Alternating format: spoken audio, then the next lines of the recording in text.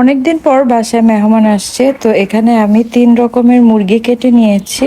এখানে গরু মাংস কেটে নিয়েছি, আর ডিমগুলো আমি সিদ্ধ বসিয়ে দিয়েছি। চিংড়ি মাছ কেটে নিয়েছি, 2 রকমের পেঁয়াজ চিকন আর মোটা করে কেটে নিয়েছি, আদা রসুন ভিজিয়ে দিয়েছি। আর এখানে গরু মাংসগুলো কম হয়ে যাবে, তাই আমি আরেকটা পোটলা ভিজিয়ে দিয়েছি। এগুলো দিয়ে চিকেন ফ্রাই হবে, চিকেন পাস্তা হবে, আর এগুলো দিয়ে হবে পুরান ঢাকায় স্টাইলে রোস্টের মতো হালকা রান্না করে তারপর হচ্ছে ফ্রাইয়ের মতো ভাজা হবে। সাদা পোলাও দিয়ে এই আইটেমটা খুবই মজা লাগে। আমি এর আগে কখনো এই আইটেমটি করিনি, আজকেই ফার্স্ট ট্রাই করব। তো আমি একে একে শুরু করে দিলাম। এখানে গরুর মাংস, আদা রসুন সকল রকমের মশলা দিয়ে সাথে হচ্ছে সরিষার তেল দিয়ে আমি সুন্দর করে মেখে নিচ্ছি। আপনারা আমার রোজার ঈদের যে ভিডিওগুলো ছিল সেখানে দেখেছেন 22 রকমের মশলা দিয়ে আমি একটি ফাঁকি মশলা তৈরি করেছিলাম, সেই মশলাটাও এখানে ইউজ করব। তো কোরবানের মাংস এভাবে হাতে মাখিয়ে রান্না করলে অনেক মজা হয়। এখানে মাংসের পরিমাণটা মোটামুটি 3 কেজির মতো ছিল। তো সুন্দর করে আস্তে আস্তে আমি যেভাবে ঘুরিয়ে ঘুরিয়ে মাংসগুলোকে রান্না করে নিব, মাখিয়ে নিব। তো এই তো মাখানোটা যত বেশি ভালো হবে আপনার মাংসটা কিন্তু তত বেশি দ্রুত সেদ্ধ হবে, কারণ মেরিনেশনের মধ্যেই মাংস অর্ধেক সিদ্ধ হয়ে যায়। মশলা যদি মাংসের ভিতরে ঢুকে তাহলে মাংস চুলায় দেওয়ার পর আর বেশি সময় লাগে না। আমার যা সবসময় একটা কথা বলে, আমার মাংস কিভাবে এত নরম হয়। ভাবি মাংস রান্না করলে ভাবিরটা নাকি শক্ত থাকে, তো ভাবিরটাও আসলে আমার কাছে অত শক্ত লাগে না, বাট ভাবি সবসময় এই কথাটা বলে। তা আমি হচ্ছে গরু মাংসটা একটু সময় নিয়ে রান্না করি, ধিমা আঁচে রান্না করি। এখানে হচ্ছে চিংড়ি মাছ ভুনা করছি, একটু ঝোল থাকবে যেহেতু বাচ্চারা খাবে, বাচ্চারা চিংড়ি মাছটা অনেক পছন্দ করে।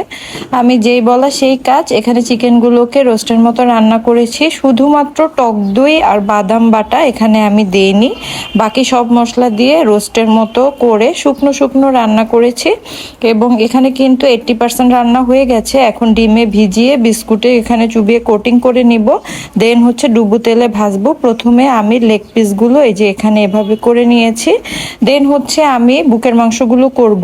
যদিও এই চিকেনগুলো বুকের মাংস এভাবে ভাজে না, কিন্তু আমরা বাসায় খাবো তাই ভাবলাম করে নেই। তো যেহেতু ওরা আজকে রাতে আমাদের বাসায় থাকবে, তো রাতে অনেক রাতেই খাবার খাওয়া হবে, তো আমি ভারী নাস্তার আয়োজন করেছিলাম। এখানে ছিল পাস্তা, চিকেন ফ্রাই আর চা।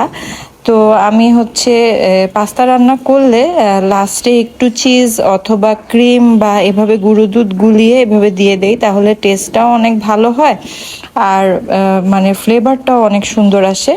তো এই তো এখন এগুলো দিয়ে দিলাম, আর বেশিক্ষণ নাড়চাড় করব না, এবার সার্ভ করার পালা। তো আমি এর মধ্যে গোছল টোছল সব শেষ করে নিয়েছি সারাদিনের রান্নাবাড়ি শেষে। এগুলো সার্ভ করেছে আমার ননস লুনা আপু। যেহেতু রাতে অনেক রাতেই খাওয়া দাওয়া হবে, এগুলো হচ্ছে আমরা এখন ভারী নাস্তা করছি। তো এখন বাচ্চারা এগুলো একে একে নিয়ে নিবে। বাচ্চারা এই আইটেমগুলো অনেক পছন্দ করে খেতে, আমাদেরও ভালো লাগে। তো মাঝখানে 2 থেকে আড়াই 3 ঘন্টা আমাদের আড্ডা হয়ে গিয়েছে, সেই ফুটেজটুকু আমি নেওয়া হয়নি, এর জন্য অনেক অনেক মানে আন্তরিকভাবে আমি দুঃখিত।